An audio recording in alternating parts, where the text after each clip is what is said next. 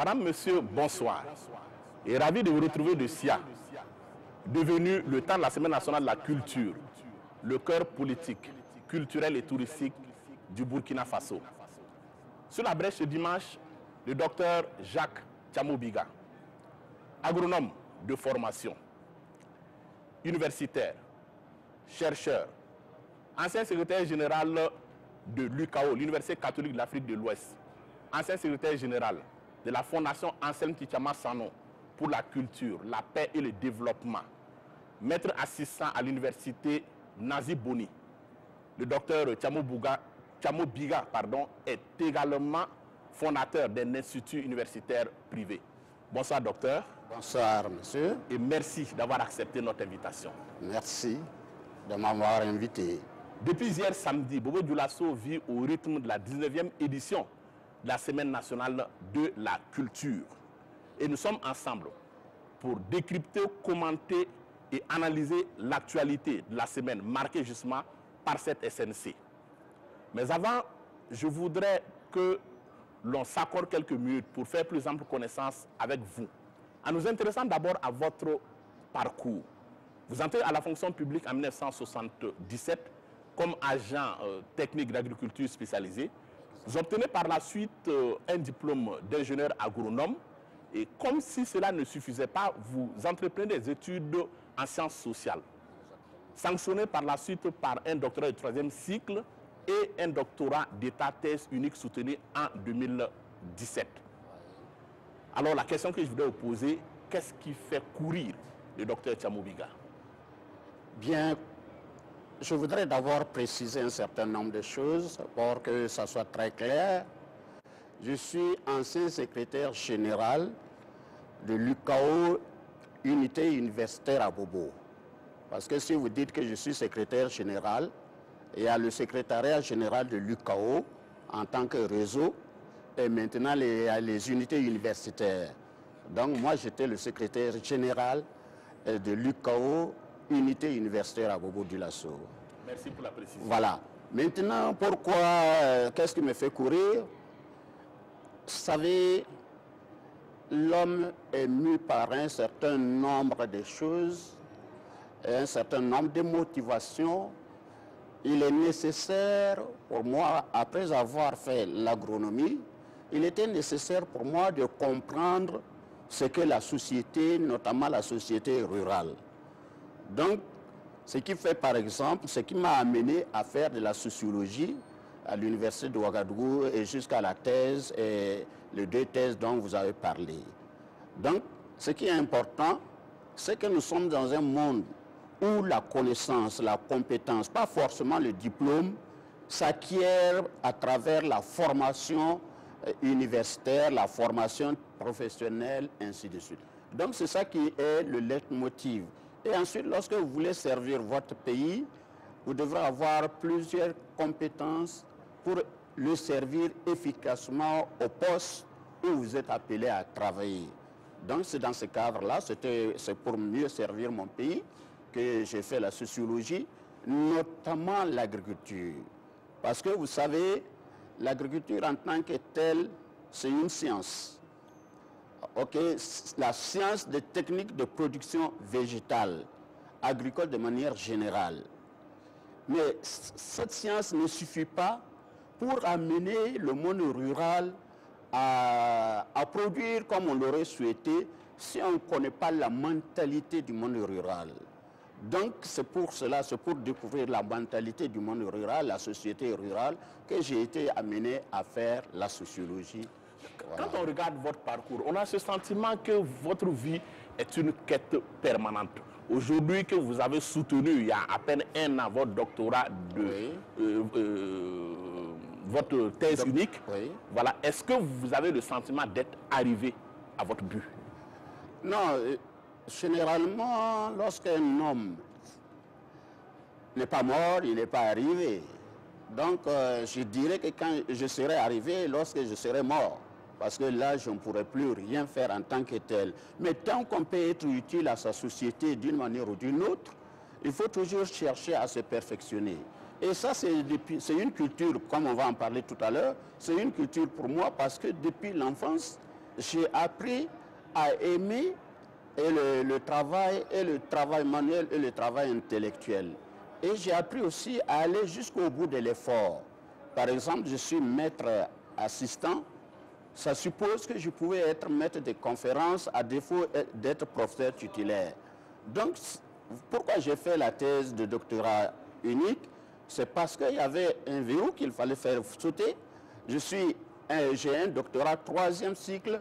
Vous ne pouvez pas passer au niveau du CAMES, au CTS du CAMES, là, maître de conférences, si vous n'avez pas un PhD, si vous n'avez pas un doctorat d'État, ainsi de suite. Donc c'est pour cela, à défaut du doctorat d'État que je devrais faire, j'ai fait le doctorat 3e cycle. Donc je me dis qu'il faut nécessairement poursuivre les efforts tant qu'on peut les déployer. Alors, dans le feuilleton de votre vie, il y a également un épisode politique. Oui. En 1973, vous êtes militant du MLN, le Mouvement de Libération Nationale, du professeur Joseph Kizerbo, qui va mieux pour donner le FPV, le Front Progressiste Voltaïque. Oui. On vous retrouve par la suite, après l'intermède des états d'exception, à la CNPP-PSD, la Convention nationale des patriotes progressistes, Parti social-démocrate. Ensuite au PDP-PS avec le professeur Joseph Kizerbo. Et vous démissionnez du PDP-PS en 2002. 30 années pratiquement de vie politique et d'engagement militant. Pourquoi est-ce que vous décidez de rompre les amarres avec le monde politique? Est-ce que vous vous êtes dit, ça suffit? Non, je ne me suis pas dit que ça suffit. Mais vous savez, le militantisme est une qualité. Le militantisme a ses exigences. Par exemple, lorsque vous êtes membre d'un parti politique, vous êtes obligé de vous soumettre à la discipline du parti politique. Donc vous ne pouvez pas parler en dehors du parti politique, c'est-à-dire de temps en temps vous donnez votre avis personnel, mais ce n'est pas toujours évident quand vous parlez à titre personnel qu'on ne dise pas que c'est l'homme politique qui parle. Bon, ensuite il faut dire que depuis le jeune âge, disons le MLN, j'étais jeune MLN, donc j'avais effectivement un maître en politique, si je peux ainsi parler, le professeur Joseph Kizerbo, par son âme, et que j'admirais et que, bon, vous voyez, je l'ai suivi depuis le MLN et à travers les différentes appellations, les mutations du MLN à FPV, à UPB d'abord, FPV, et ensuite à la CNPP, et enfin au niveau du PDP. Alors pourquoi j'ai décidé de démissionner? Parce que ce n'est pas parce que je n'étais pas d'accord avec l'idéal politique du PDP, mais je n'étais pas d'accord avec les méthodes de travail. Et à un certain moment, j'ai eu l'honneur d'attirer l'attention du professeur sur cet aspect, qu'en réalité, je n'étais pas, je suis beaucoup plus de type centriste. Okay? Donc, j'étais contre les méthodes radicales qui consistaient à boycotter les élections présidentielles parce qu'on disait qu'il y avait la fraude, ainsi de suite. Donc, c'est parce que je ne me suis pas fait comprendre au niveau de cette méthode de travail-là, je n'étais pas d'accord. Et moi, personnellement, quand je ne suis pas d'accord, je préfère libérer les lieux plutôt que d'être là comme un enfant confié, alors quand je suis dans un mouvement ou dans une association. Il vous a quand même fallu 30 ans pour vous affranchir. Oui, mais est-ce que je me suis affranchi réellement?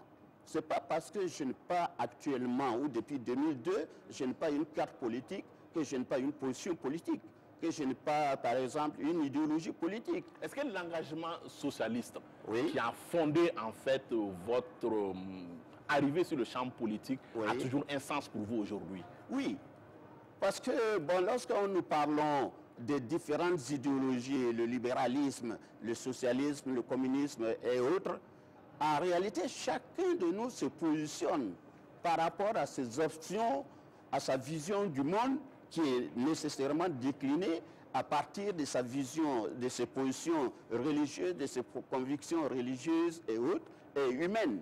Donc, ça veut dire qu'aujourd'hui, nous sommes dans un monde où le libéralisme tend à prendre le dessus. Et dans ce libéralisme, vous voyez que de plus en plus, il y a la culture de l'individualisme.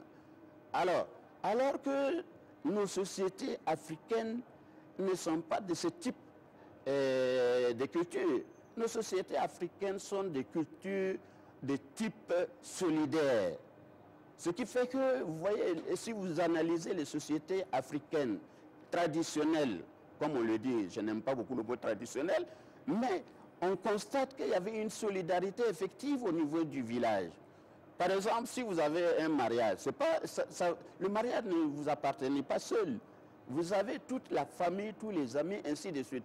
Donc, au niveau du village, chacun va amener ce qu'il peut apporter. Peut-être c'est du taux, peut-être c'est du roux, plus 25 francs. En fait, c'est cette solidarité qui manque à nos sociétés actuelles. Et donc, ça veut dire que le discours, la philosophie, le discours philosophique du socialisme qui est bâti sur la solidarité est d'actualité. Donc, je suis convaincu que les hommes sont faits pour être solidaires des uns des autres. Vous gardez vos convictions socialistes? Ah oui, oui, je garde mes conditions socialistes dans ce sens que j'estime que sans solidarité entre les hommes, il n'y aura jamais de véritable développement. Voilà. Alors, le professeur Joseph Kizerbo, qui est l'intellectuel et homme politique en qui vous avez cru pendant près de 3 décennies, s'est interrogé pratiquement vers le soir de sa vie à Quand l'Afrique. Au début des années 90, Axel Kabou, qui est une intellectuelle camerounaise, elle s'est posé la question de savoir si l'idéologie du refus de développement n'était pas la chose la mieux partagée par les Africains. Après une quarantaine d'années de recherche, et de travaux en agriculture et de recherche sur les sciences sociales africaines, quelle est votre perspective sur la question du développement sur le continent africain? Bien, je pense que ce que je retiens essentiellement de la philosophie politique du professeur Joseph Kizerbo, c'est le développement endogène. Donc c'est pour cela qu'il s'est posé la question à quand l'Afrique. Ça veut dire à quel moment l'Afrique va se développer à partir de ses propres valeurs. Voilà, je pense que c'est l'interprétation que j'en fais. Donc, mais je ne suis pas d'accord avec Axel Kabou lorsqu'elle dit que l'Afrique refuse le développement. Un homme ne peut pas refuser le développement. Une société ne peut pas refuser le développement. Ça, c'est mon point de vue. Et on peut tout au plus faire comme si on refusait le développement. Parce que refuser le développement est synonyme de mourir. Voilà. Moi, je ne peux pas refuser le développement. L'Afrique, de mon point de vue, n'a jamais refusé le développement. Maintenant, dans le comportement quotidien des Africains, il y a certainement des lacunes, comme d'ailleurs dans d'autres peuples, ce n'est pas simplement propre aux Africains. Mais ce n'est pas pour ça qu'on va dire que l'Africain refuse le développement. Dans le fond, elle n'affirme pas catégoriquement que l'Afrique refuse le développement. Elle s'interroge. Est-ce que l'Afrique refuse le développement? Est-ce que, justement, l'idéologie du refus de développement à travers un certain nombre de vécus par rapport au mode de transmission du savoir, par rapport au comportement des Africains eux-mêmes sur un ensemble de problématiques liées au développement, tout s'est passé comme s'il y avait une certaine culture du sous-développement en Afrique, du refus de développement, bien à dire. Faut vous dire que je ne suis pas d'accord sur l'expression, le concept sous-développement.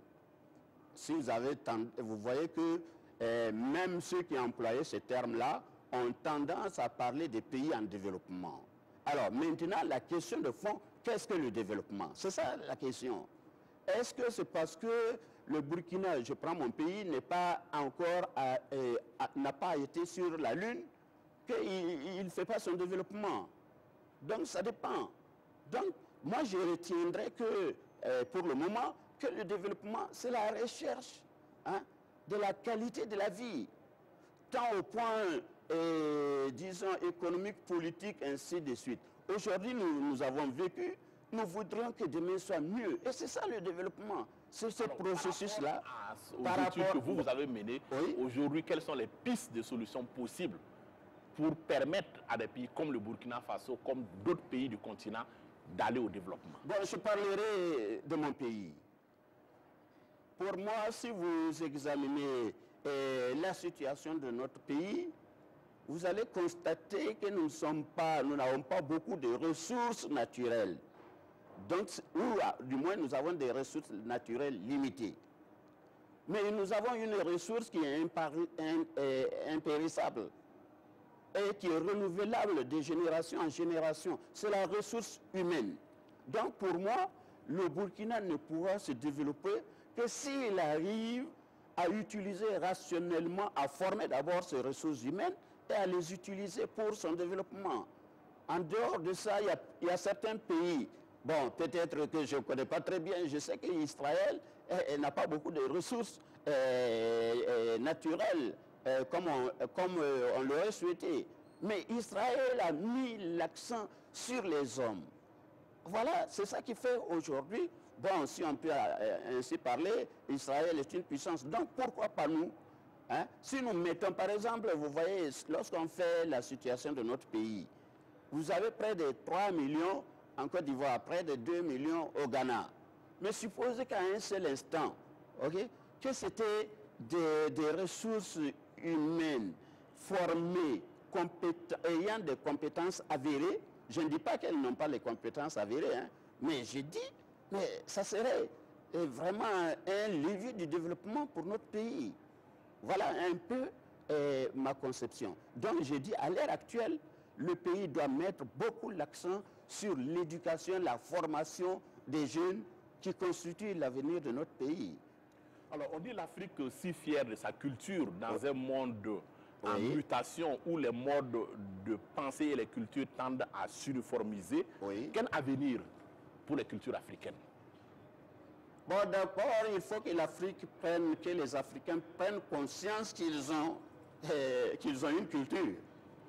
Ça, c'est le premier élément, le premier levier du développement. Ça veut dire que, par exemple, je prends mon pays, nous avons une richesse incommensurable au point de vue culturel. Notre diversité culturelle, voilà, on va certainement en parler, mais constitue une ressource importante, stratégique pour notre développement. Si vous prenez le pays, voilà, je prends même mes cousins les Yarcé, mais ils ont leur culture. Même si, en tant que Gourmanché, j'ai dit qu'ils sont sans culture, ça c'est entre nous, bon, mais ils ont leur culture. Donc, les sociétés africaines ont leur culture. Mais les cultures, c'est presque universel. Je parlais de la solidarité qui est en train de s'effriter. Je prends mon pays. L'une des qualités majeures du Burkina, c'est quoi? C'est que ces hommes sont des travailleurs ou étaient des travailleurs. Voilà. Et c'est ça qui faisait que les Burkinabés étaient appréciés, ou les voltaïques de l'époque étaient appréciés par ceux de l'extérieur. Mais si nous commençons à perdre cette valeur, c'est-à-dire l'attachement, l'amour pour le travail, mais qui va venir travailler à notre niveau? Nous sommes dans un contexte de mondialisation. Oui, le contexte de mondialisation, ça suppose, moi peut-être j'aurais préféré le contexte de la mondialité, ok? Parce que la mondialisation, c'est comme si on disait on doit rassembler tout le monde. Non, c'est difficile de rassembler tout le monde comme ça. Et c'est perçu sur l'aspect libéral, économie libérale. On transforme tous les hommes, les 7 milliards que nous sommes là, en société de consommation. Je ne dis pas que ce n'est pas bien, mais je dis, est-ce que c'est suffisant? Est-ce que la condition est suffisante pour induire le développement? Donc je dis, l'Afrique a ses valeurs. Par exemple, vous voyez, et avant, bien sûr, tout a changé. Vous pouvez quitter la Tapua, vous allez jusqu'à Banfora, peut-être vous n'avez pas 5 francs en poche. Mais vous vivez de quoi? De la solidarité effective entre les citoyens de ces pays. Mais aujourd'hui, c'est pratiquement Est-ce que cette difficile. solidarité ne développe pas ce qu'on pourrait considérer comme une mentalité d'éternel assisté, justement? Bon, même ça, c'est parce qu'on veut être assisté. OK? Et quand vous voulez profiter de l'assistance, ça suppose que vous avez vous-même une personnalité, une culture. Sinon, en réalité, l'assistance technique ne servira à rien. L'assistance financière ne servirait à rien. Par exemple, vous venez me voir, vous voulez que je vous aide à monter votre, comme on le dit vulgairement, votre entreprise. Mais ça suppose que vous-même, vous avez confiance en votre entreprise et que vous vous battez pour faire réussir votre entreprise. En ce moment, si je suis une institution bancaire, mais je peux prendre les risques, mais je ne vais pas prendre tous les risques à votre place. Donc moi, je dis que, d'une manière ou d'une autre, la culture, on revient toujours à la culture. Hein. Alors, c'est la transition pour aborder l'actualité de la semaine, à commencer par cette 19e édition de la Semaine nationale de la culture. Démarrage hier samedi au Sar Sangoulé Lamizana. Quel regard vous portez sur la manifestation depuis le temps que ça dure, 35 ans? Bien, je porterai un regard de sociologue. Peut-être pas forcément un regard d'artiste. Ok. Ce qui intéresse le sociologue, c'est d'abord, est-ce que la SNC, la Semaine nationale de la culture, constitue un cadre d'expression, un cadre de contact, un cadre d'échange entre les hommes, un cadre de brassage entre les différentes ethnies du Burkina, puisqu'il y en a eu au moins une soixantaine. Si cette condition est déjà réunie, moi je peux dire que c'est un succès. Deuxièmement, quelle est la mobilisation populaire autour de la SNC? Oui, mais posez la question, quelle réponse vous y apportez? Vous avez vécu la SNC ici à Bobo-Dioulasso pendant 35 ans. Est-ce qu'aujourd'hui, vous estimez que cette première condition est réunie ou non? Oui, il y a des acquis notables, je viens de citer quelques acquis. Et, par exemple, la mobilisation populaire. Certainement que ceux de Yatenga, qui ont l'air trop précis, sont en train de suivre pour voir quelle sera la prestation, quelle est la performance de ces troupes. C'est la même chose pour ceux de la Tapua ou je ne sais quoi, des Cascades ou de la Comoé. Donc ça veut dire déjà le Burkina a créé un cadre qui permet à sa diversité culturelle de se retrouver dans une sorte d'unité. Ça c'est déjà un aspect très important. Même si les autres, il y a des difficultés. Maintenant, il y a beaucoup de thèmes. Nous sommes à la 19e édition. Chaque édition a été bâtie autour d'un thème. Et donc, je pense que si nous disons l'âge de la SNC, c'est 35 ans, sauf erreur de ma part. Oui, 35 ans, ça veut dire que c'est l'âge d'adulte, commence à être adulte. Maintenant, il y a certainement des problèmes. Et toute vie et toute organisation de ces genres-là peut rencontrer les problèmes. Mais on ne doit pas voir uniquement les problèmes, mais on va voir par exemple un cadre qui permet à nos artistes de se promouvoir. C'est un cadre de promotion, c'est une vitrine. Donc pour moi, est-ce qu'aujourd'hui véritablement la SNC a fait progresser la cause de la culture burkinabé? Ah si. D'abord le thème, si on parle de sauvegarde, c'est ça, hein? Sauvegarde des valeurs culturelles. Mais la SNC est un cadre qui permet de sauvegarder les valeurs culturelles.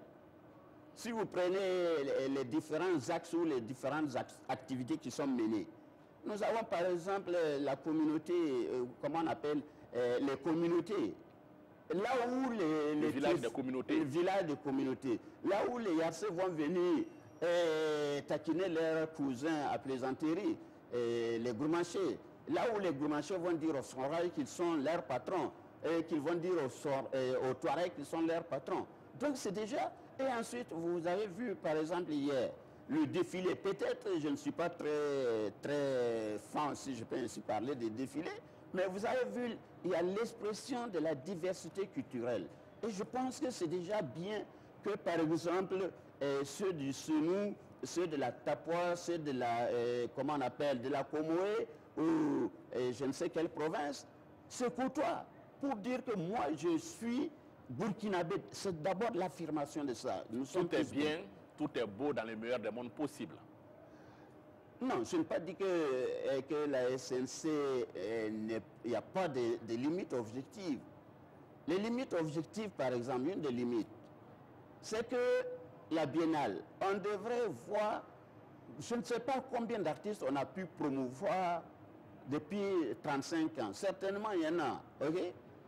Alors, ça devrait être aussi, vous voyez par exemple, même c'est la solidarité entre les nations. Vous avez vu qu'il y a des Maliens qui viennent, il y a des Ivoiriens qui viennent. Donc ça veut dire qu'en réalité, c'est un bon cadre. Mais maintenant, comment gérer ce bon cadre-là? Comment l'entretenir? Comment faire de ce cadre performant pour qu'on puisse atteindre notre objectivité? Parce que l'objectif final, de la SNC, c'est quoi? C'est de dire aux Burkinabés, nous sommes différents, mais nous constituons la même nation. Ça, c'est déjà au point de vue politique, au point de vue philosophique, au point de vue culturel, c'est un prix qu'on ne peut pas ne pas payer, et on ne peut pas ne pas dire que la SNC n'a pas contribué à l'unicité des Burkinabés dans leur diversité. Alors, quelle valeur, quelle culture pour quelle citoyenneté pour ne pas saper les bases de la construction de l'État-nation? Que répondez-vous si la question vous est posée ainsi? Bien, l'État-nation, bon, si on veut s'y parler, c'est quoi? Bon, on a défini que c'est une nation. On dit qu'il faut avoir la même histoire, la tradition commune, même langue, ainsi de suite. Mais pour le sociologue, l'État-nation, c'est quoi? C'est la volonté de vivre ensemble. Voilà, que le lobby des Gawa vivent en communion avec le peuple qui est à Dori. Mais c'est déjà la volonté de vivre ensemble là, et plus que tout. Parce qu'il n'y a pas une nation s'il n'y a pas la volonté de vivre ensemble. Donc ici là, c'est comment améliorer notre savoir vivre ensemble et notre savoir être ensemble. Je pense que c'est ça qui est fondamental pour moi. Alors, après la célèbre formule du docteur Bouyensan-Yé sur la morale qui agonise au Faso, on pourrait retenir celle sur le délitement des valeurs morales et la baisse de l'intégrité prononcée par Sagado Nakanabo. Il est le secrétaire exécutif adjoint du RENLAC, le réseau national de lutte anticorruption, dans une interview accordée à nos confrères du Faso.net, relatif notamment à l'affaire dite des audiences facturées du chef de l'État. Le RENLAC qui juge timide, notamment la réaction de la présidence suite à cette affaire. Quel est votre avis? Bon, bien, je voudrais inviter mes compatriotes, comme je suis burkinabé, comme eux, à avoir une lecture positive. Parce que j'ai l'impression que la lecture négative prend le dessus. Il n'y a pas que les mauvaises choses au Burkina. C'est vrai, on parle de l'incivisme. Bon, on parle de perte de valeurs. Mais est-ce que c'est spécifique au Burkina? Ce n'est pas spécifique au Burkina. Et les sociologues ont l'habitude de dire, lorsque vous voulez analyser un fait social, il faut le situer dans le contexte. Et aujourd'hui, le contexte international montre que les sociétés sont en crise. Ça, c'est une réalité. Si les sociétés sont en crise, le Burkina ne va pas faire l'exception. Donc, nous sommes en crise. Peut-être quelle est la nature de la crise? Est-ce qu'elle est politique, elle est culturelle, elle est ainsi de suite? Mais de plus en plus, on constate que nous n'accordons pas beaucoup d'importance à nos valeurs culturelles. Prenez par exemple la plaisanterie. Mais c'est un mécanisme de résolution de conflits sociaux. Est-ce qu'aujourd'hui, les jeunes générations utilisent encore cette valeur? Vous voyez, par exemple, il ne devrait jamais avoir des bagarres entre Peul et Bobo. Par exemple, nous, les Gourmanchés, nous n'avons pas de problème particulier avec les Touaregs. Et Dieu sait si le monde n'a pas de problème avec les Touaregs. Et même au plus fort, ça c'est au niveau du Niger, au plus fort de la rébellion Touareg, lorsqu'on arrêtait des gens, mais on disait que c'est un Gourmanché, parce que le Touareg sait qu'il n'a pas le droit de porter atteinte à un Gourmanché. Je vous retourne la formule de notre confrère Norbert Zongo qui disait que lorsqu'on dit « heureusement nous avons l'apparenté à plaisanterie », il dit « ne plaisantons pas ». Non. Bon, c'est un illustre disparu personnel. Mais vous savez,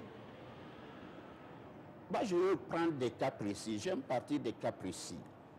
Un jour, quand j'étais à l'UCAO, dont vous venez de parler, l'UB, j'ai appelé le professeur Filga Michel Sawadogo, qui est un de nos grands sur le plan universitaire. Donc, avec toutes les considérations dues à son rang de professeur titulaire en droit privé, mais quand on a fini, et je lui ai dit, mais après tout, vous n'êtes qu'un petit Yarga. Mais ça a changé, parce qu'il sait que s'il ne prend pas en considération ce que moi je vais lui dire, ça devient dangereux. Donc, à un moment, je lui ai dit, bon, j'ai consulté mon savoir, vous devrez venir donner cours. Il m'a dit que mon sable est mouillé. Je dis, peu importe, mon sable mouillé ou pas mouillé, en tout cas, vous devrez venir de nos cours. Et puis, un gourmaché ne peut pas demander un service à un Yarga, il va refuser s'il en a la possibilité. Mais voilà, donc, est-ce qu'aujourd'hui, nous utilisons ces mécanismes-là? Donc, est-ce qu'aujourd'hui, les jeunes générations en font un outil de gestion des conflits? Voilà. Alors, on revient sur cette question, quand même posée par le secrétaire exécutif adjoint du RELAC, sur les audiences supposées facturées du chef de l'État, qui considère que la réponse de la présidence du FASO est relativement timide par rapport à la gravité de l'acte qui a été posé. Bien. Bon, vous avez dit, nous sommes dans une situation d'hypothèse. C'est-à-dire, vous avez dit supposé. Bon, même si c'était vrai, je pense que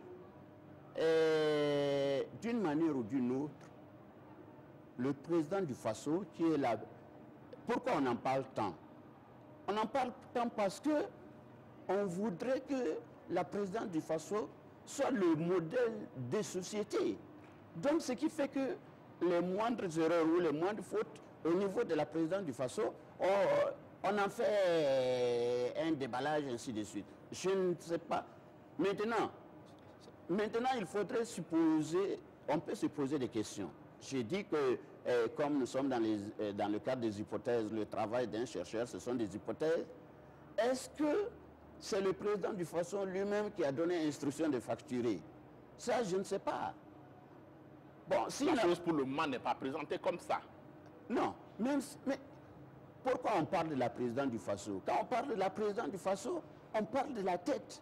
La présidence du FASO a notamment, suite à cette affaire, émis un communiqué dans lequel il y a un appel, notamment à témoignage, par rapport à ce qui serait donc les audiences facturées du chef de l'État. Oui, donc ça veut dire que la présidence du FASO est en train de collecter les données pour pouvoir se positionner. En fait, comme je ne suis pas à ce niveau-là, j'analyse en tant que, j'ai dit, selon le contexte.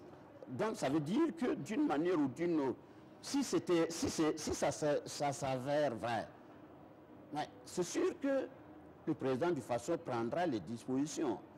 Maintenant, est-ce qu'on souhaiterait que pour cette affaire, je ne dis pas qu'elle n'est pas grave, hein, pour cette affaire, que le président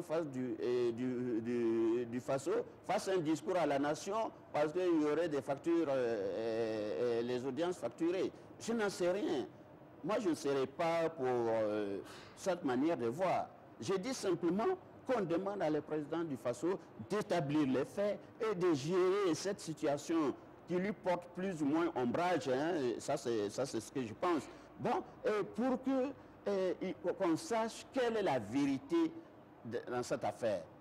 Alors, l'actualité, c'est aussi la problématique du droit et de la justice au Burkina, avec en toile de fond le procès de Pourche du général Diendéré et 83 autres co-accusés. La bataille de procédure, en tout cas, fait rage. Vous avez peut-être suivi cela, entre les avocats de la défense, la partie civile et puis le ministère public. Le procès qui a connu une deuxième suspension devrait en tout cas reprendre demain lundi. Quelle compréhension vous avez de cette bataille judiciaire? Bien. D'abord, je dirais que je ne suis pas juriste, donc je ne me prononcerai pas sur les aspects juridiques. Je suis sociologue et un sociologue, pour analyser un fait, le rattache toujours à un contexte. Alors, nous sommes dans un contexte national qui est caractérisé par, l'état de droit. Voilà, nous sommes régis par l'état de droit.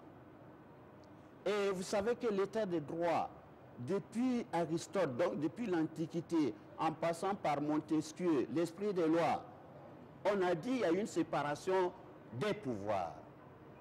Donc s'il y a une séparation des pouvoirs, si c'était effectif, la situation que nous vivons là, nous ne pouvons pas la vivre. Ça veut dire quoi? En réalité, les avocats de la défense, sauf si je n'ai pas compris, contestent le fait que le président du tribunal ait eu connaissance du dossier ou partiellement du dossier, je crois que c'est ça, et deuxièmement ait été nommé par un ministre qui est à la fois victime et juge en quelque sorte. Les parties civiles.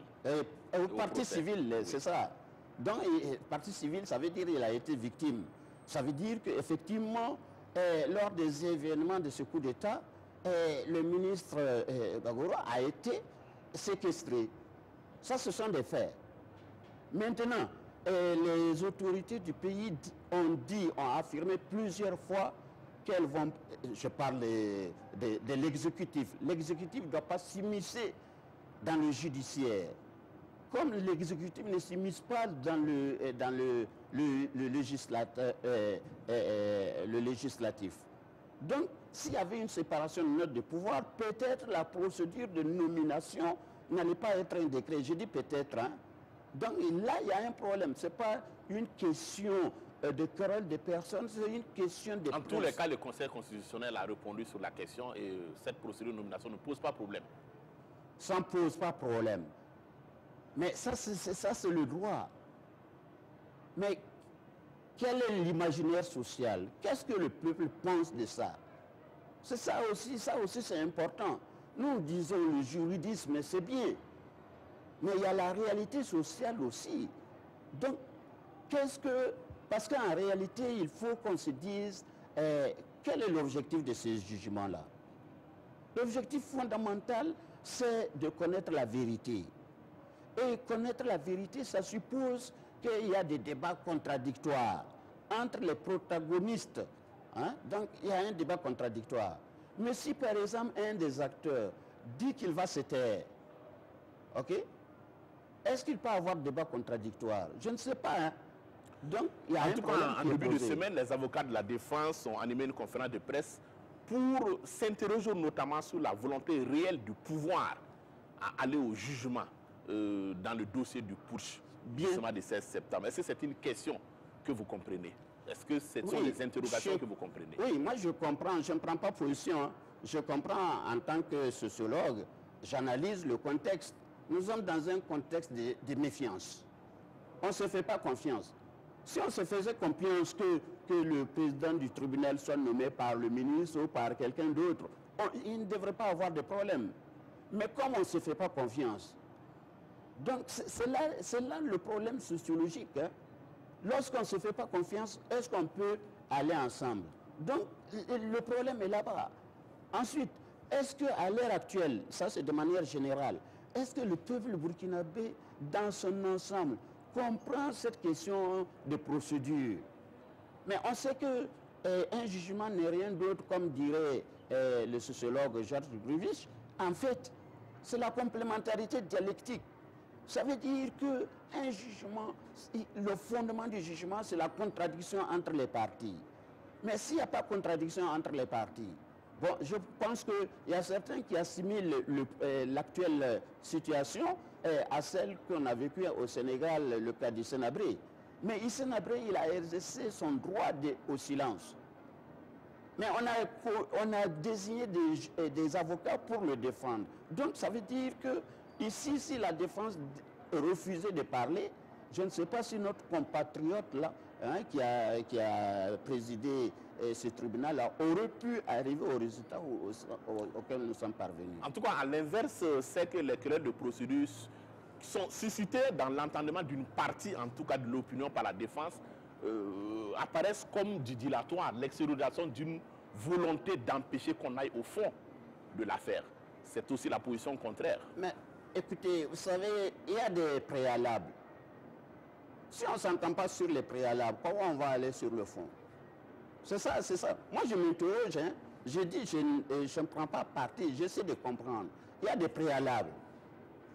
Mais lorsqu'on commence une réunion, même ordinaire, et qu'il y a des préalables, il faut se prononcer sur les préalables. Okay? Parce que je dis, le président du tribunal, les avocats de la défense, les avocats de la partie civile, le parquet. Bon, tous ces acteurs-là cherchent quoi? Cherchent la vérité. Mais la vérité, ça suppose que les uns et les autres arrivent à s'exprimer dans un contexte de confiance. Mais je vous ai dit, nous sommes dans un contexte de méfiance. Donc, je ne vois pas pourquoi les avocats, jusqu'à l'heure actuelle... Est-ce qu'il faut rester comme ça? Quelle est la solution selon vous? Mais la solution, elle est difficile. On peut travailler dans le cadre des hypothèses. Parce que la recherche, ce sont des hypothèses, quitte à les vérifier. Le président du tribunal refuse de se dessaisir du dossier. Si je parle en termes terre à terre pour comprendre la situation, ça c'est une possibilité. Supposons que dans cette hypothèse-là, la partie des avocats de la défense continue à rester muet. Mais on va aller où? Et si les avocats de la défense se taisent, logiquement, j'ai dit logiquement, moi je suis plutôt dialecticien, et logiquement, ils vont conseiller à ces clients ou à ceux qu'ils défendent là de se taire. Et maintenant, on se tait. Donc, ça aboutira à une sorte de molondor. Ça, c'est la première hypothèse. La stratégie du silence n'a pas empêché Hissène Habré d'être condamné. Non. Hissène Habré s'est tué, mais ses avocats ont parlé. C'est là la différence. Sauf erreur de ma part. Les avocats qui ont été commis par l'État ont défendu la cause d'Hissène Habré. Donc, il y a eu débat contradictoire. Sauf erreur de ma part. Mais comment on peut juger s'il n'y a pas de débat contradictoire? Je ne rentre pas dans les querelles juridiques parce que je ne suis pas juriste, je ne maîtrise pas les textes de loi. Donc en ce moment, mais moi j'analyse en tant que sociologue, je dis qu'on risque de ne pas atteindre l'objectif. L'objectif de la... Qu'est-ce que le peuple burkinabé attend? Que le jugement se fasse dans la transparence. Et que les uns et les autres aient l'occasion de s'expliquer. Parce que dans tous les cas, nous savons que le coup d'État a été réalisé, perpétué. Ça, il n'y a aucun doute. Malheureusement, il y a eu des victimes par leurs armes et il y a eu des blessés. Alors, ces victimes-là cherchent à comprendre, de mon point de vue, qu'est-ce qui s'est passé. Pourquoi en est-on arrivé là? Mais si la défense refuse de parler et de manière consécutive, les inculpés ou les prévenus refusent de parler, on fait comment? Alors, il y a aussi la question du pardon et de la réconciliation qui sont considérées comme des valeurs que les Burkinabés, en tout cas, ont en partage. Oui. Mais à partir de l'énoncé du concept, les convergences s'arrêtent là. Quant aux moyens de parvenir au pardon et à la réconciliation nationale, on est dans un champ totalement de divergence. Voilà, comment est-ce que vous appréciez cette problématique du pardon? Si j'avais parlé des hypothèses, la première hypothèse, j'ai énoncé. Deuxième hypothèse, il démissionne. Allez-y. Et on recommence à zéro. OK? Ça, c'est peut-être. OK? Mais maintenant, la question que je me pose en tant que sociologue, est-ce qu'on peut continuer à se parler s'il n'y a pas un minimum de confiance entre nous? Donc, c'est ça la question. Je pense que ce n'est pas une question juridique, c'est d'abord une question culturelle, une question sociologique. Est-ce qu'on peut se parler si on ne se fait pas confiance? Quelle réponse? Mais la réponse est la suivante. Si moi je suis inculpé et je sais que d'office que je serai condamné, pourquoi je vais m'expliquer? Ah voilà. Parce que... Est-ce que vous avez le sentiment que dans le cadre de ce procès, nous sommes dans une logique de justice et vainqueur? Je ne dis pas des vainqueurs ou des vaincus. Ce n'est pas là la question fondamentale de mon point de vue. Mon point de vue est de dire comment le Burkinabé, de quelques villages que ce soit, puisque le coup d'État a touché tous les Burkinabés, comment chaque Burkinabé peut avoir la vérité des choses, peut avoir un jugement transparent, permettant aux uns aux autres de s'expliquer clairement. Peut-être c'est un rêve. Et si ça ne s'est pas réuni, je me demande quels seraient les résultats. Parce que si les condamnés sont, si les inculpés sont condamnés et ne se sont pas exprimés, mais il y aura, c'est comme s'il y avait un goût d'inachevé. Donc ça, c'est le problème. Maintenant, si on revient sur la question du pardon et de la réconciliation. Bien. Vous savez, parfois, quand j'analyse le comportement de nous autres, les hommes, je me demande si vraiment, si nous sommes musulmans, si nous sommes chrétiens, si nous sommes traditionnalistes, ainsi de suite. Parce que j'ai l'impression que on raisonne en musulman, on raisonne en chrétien, on raisonne en traditionnaliste et autres là, quand ça nous arrange. Mais je dis, quelle est la religion qui ne prône pas, qui ne fait pas du pardon le fondement existentiel même de Dieu? Voilà. Parce que Dieu est pardon. C'est ça. Mais si Dieu ne voulait jamais nous pardonner, mais je ne pense pas qu'il nous aurait envoyé le prophète Mohammed, paix de Dieu sur lui, Jésus-Christ et d'autres prophètes. Donc ça veut dire quoi? Ça veut dire que... Votre posture, il faut aller au pardon sans condition. Non, je ne dis pas sans condition. Il y a une condition. Vous m'avez blessé. Mais demandez-moi pardon. Ça arrive. Même nous là, les croyants là, nous commettons des péchés. Ce qui ne plaît pas à Dieu, ou bien. Mais nous avons une démarche d'humilité, de modestie. On demande pardon à Dieu. Si moi je commets un péché et je ne demande pas pardon à Dieu, et parce que je suis orgueilleux, donc je pense que ici, le problème, est-ce que ceux-là qui ont commis des fautes ont demandé pardon? Donc c'est nécessaire. Mais c'est de dire, je vais connaître la vérité avant de pardonner. Peut-être, vous savez, c'est difficile. C'est difficile. Par exemple, aujourd'hui, c'est difficile de parler à la place des victimes. Les victimes vivent ça au quotidien dans leur chair, dans leur âme, ainsi de suite. Ils sont des maîtressures. Donc c'est facile de dire qu'il faut pardonner. Mais je pense que le pardon est incontournable. Il y a une société qui refuse de pardonner, n'est pas une société qui peut vivre durablement.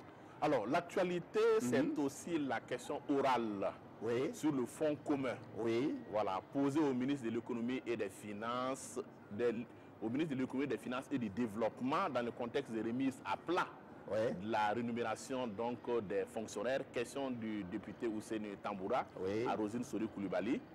On a appris en tout cas de la bouche du ministre de l'économie et des finances, Rosine Sori Koulibaly, que pour 2017, le fonds commun représente 113% de la masse salariale globale des agents de l'économie et des finances.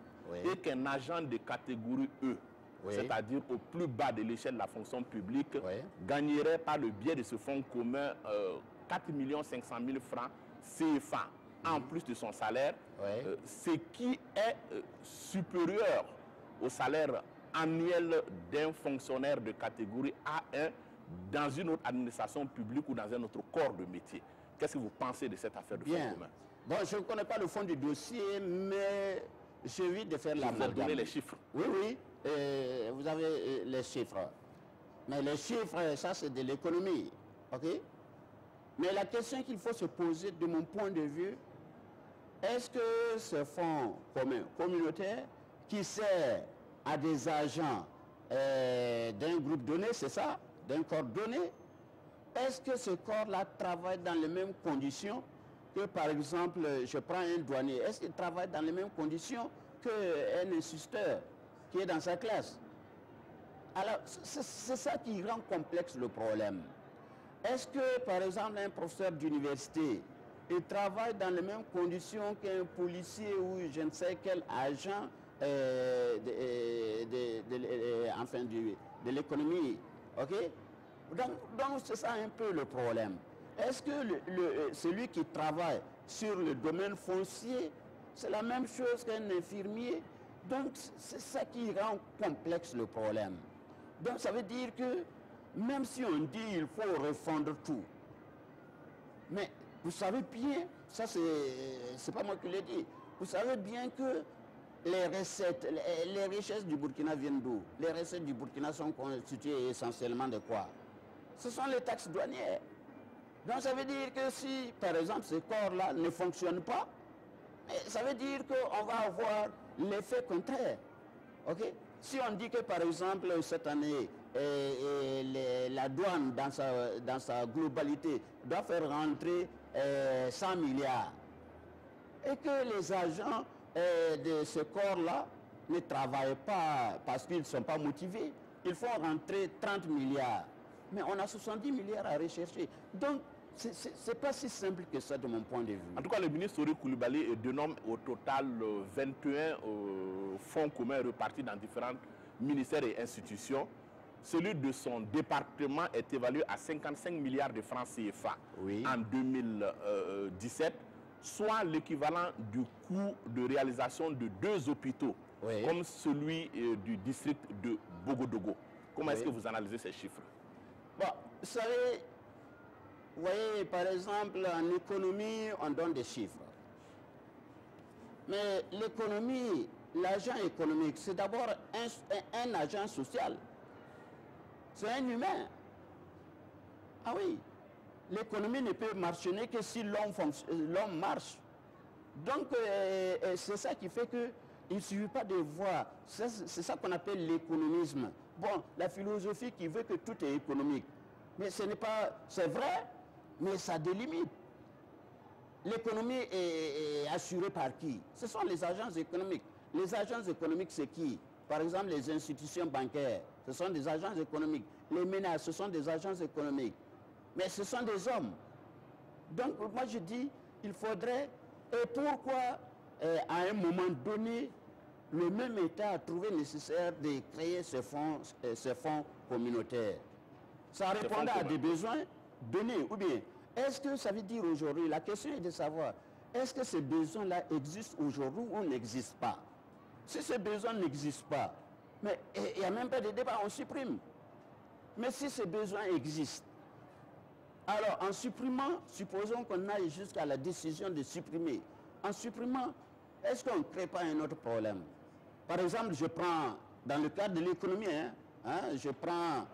je m'excuse, on a pris un texte à un moment donné pour dire que les ateliers ne se tiennent plus à Ouagadougou. Ou même s'ils se tiennent, il n'y a plus, comme on le dit, des per diem. Mais est-ce que les gens n'ont pas trouvé des voies de contournement de ces textes-là? Est-ce que ça ne revient pas plus cher à l'État? Par exemple, les gens font leur atelier à Kourgou. Ça suppose qu'ils se déplacent. Donc, ça suppose qu'ils vont en mission. Donc, en réalité, est-ce qu'on a résolu ces problèmes? Donc, moi, je dis, même si c'est élevé, qu'on me dise si ce n'est pas nécessaire, et qu'on arrive à convaincre les agents bénéficiaires de ces fonds communautaires-là que ce n'est plus nécessaire, le Burkina peut s'en passer et on les supprime. Alors, je voudrais qu'on aborde rapidement une autre actualité. Oui. Sur les réseaux sociaux, c'est une vidéo en tout cas qui fait le buzz. Oui. Il s'agit d'un groupe dit de sécurité islamique, disons-le carrément un groupe d'autodéfense de type Kolwego version islamique, censé assurer en tout cas la sécurité des musulmans et de leurs biens. La vidéo, la scène se déroulerait en tout cas à Poutengaou dans sa région. En tout cas, il n'en fallait pas plus pour déchaîner les passions sur le net sans présumer de l'authenticité de cette vidéo. Comment est-ce que vous réagissez à cette information? Bien. Bon, je pense que si on pose le problème comme ça, sociologiquement, je pense que c'est dangereux. Parce que c'est comme si on voulait catégoriser ou stigmatiser le comportement d'un groupe social, notamment les musulmans. Je pense que ça devient dangereux pour notre pays si on pose le problème de cette manière. Le problème est de savoir, à l'heure actuelle, quel est le Burkinabé qui ne cherche pas à assurer sa propre sécurité. Parce que nous sommes dans un contexte international très difficile, national difficile. Maintenant que les gens s'organisent, et qu'ils s'organisent, mais s'ils s'organisent uniquement pour défendre les musulmans, ça devient effectivement un problème pour notre pays. Voilà. Donc, s'ils s'organisent, ils disent que voilà, nous les musulmans, nous sommes ouverts, ça peut être un groupe d'autodéfense composé de musulmans, des traditionalistes, tous ceux qui veulent défendre l'intérêt, comment on appelle, la sécurité du village, mais le problème ne se pose pas. Mais si on le pose en termes de groupe social spécial qui crée une situation, on va rentrer dans une logique qu'on ne pourra pas maîtriser. Merci, on n'est plus par le temps. Oui. On revient chez nous, on termine sur l'hommage unanime rendu à Jean-Baptiste Natama, décédé le dimanche dernier et inhumé ce jeudi.